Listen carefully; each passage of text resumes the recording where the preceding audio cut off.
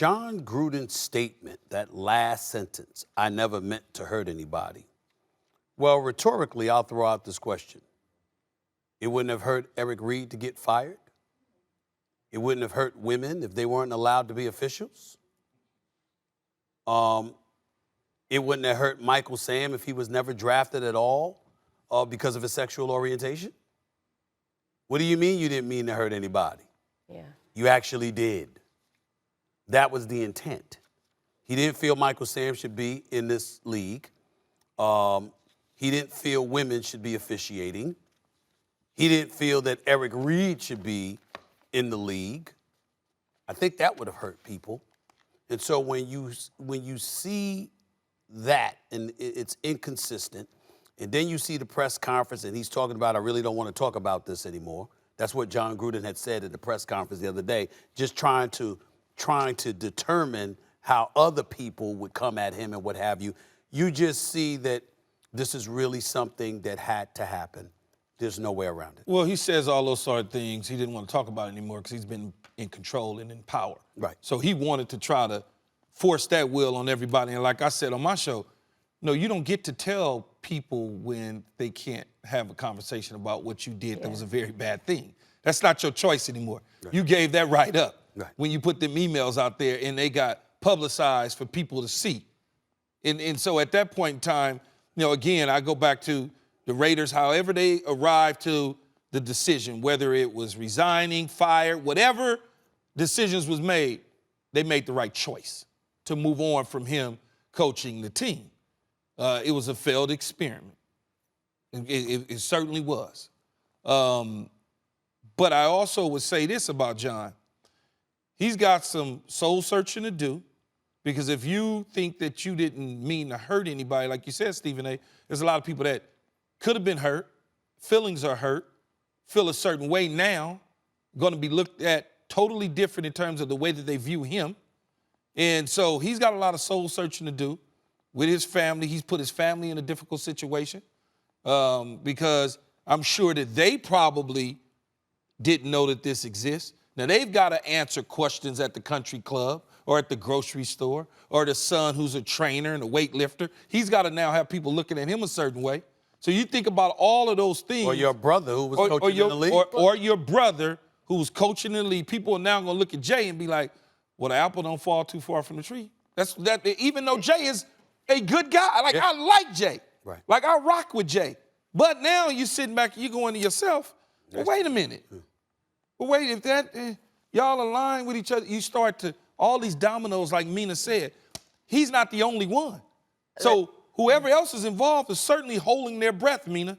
Go ahead, Mina. That's a really good point. And frankly, I was really frustrated watching his players have to answer for his black players answering for his comments on Friday.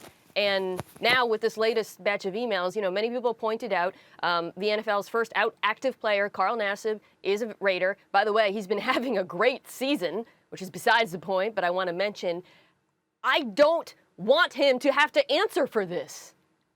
And if he wants to speak on it, you know, more power to him. But it frustrates me, it angers me so much that Jon Gruden has put his black players in a terrible position last week. He's put Nassib in a difficult position now. And to Keyshawn's point, your intent might have been different. I disagree with that, but whatever, that's the excuse. But the consequences are many people feel hurt by these comments, and your own players now have to answer for them, shouldn't have to.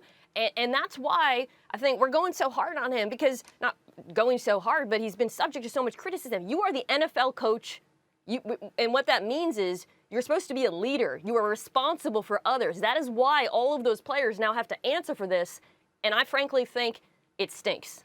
The great thing, though, about answering for it, though, Mina, is the locker room can now rally around Rich Bisaccia, who I know, who's the interim coach, a longtime special teams coach that I jump on the table for, that I don't have any worries about whatsoever. Because when you are a special teams coach, as you know, Mina, you deal with everybody. Yeah. There is no offense, defense, kicker, punt. You deal everybody, all 53 people you deal with, because they're part of your unit. So I think this will last a couple days as far as the Raiders go, and then they'll be able to move on with a new leader in charge, it still will hover around Gruden, and there'll still be conversations. But for the most part, Stephen A., it'll go away from inside the locker room. There is, Mina, Molly, Keyshawn, there is a silver lining here.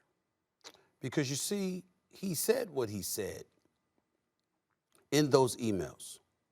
He said it in an environment that showed the existence of this kind of clique.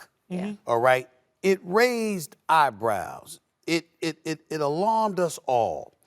And it reminded us that it's real easy to do in an environment like the NFL. Because when you don't have diversity amongst ownership, when you have limited diversity amongst management, then obviously you combine that with a hard salary cap and the level of restrictions that you're able to place on a franchise because of the heavy hand that you wield.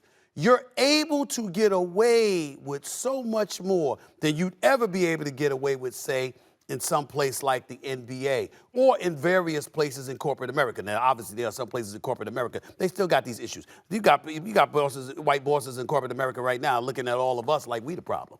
You know, Jon Gruden, what he said, what's the big deal and what have you. You got that going on. We all know that, okay? Yeah. Okay, but at the end of the day, what it highlights is the need to address diversity or lack thereof in ownership and management positions. And why do I bring that up? Because when the whole Colin Kaepernick situation went down, and then ultimately years later, Jay-Z got involved in the mix, and everybody was lamenting, you know, Hov, I mean, why he got to be there, why he got to be doing business with the NFL. You know why? Because he's in that room. And when and being in that room, when it's time for an ownership stake to be granted for somebody, he might be in a position where he ends up getting an ownership stake. And as a result, diversity will be in the mix. Thanks for watching ESPN on YouTube. For live streaming, sports, and premium content, subscribe to ESPN+.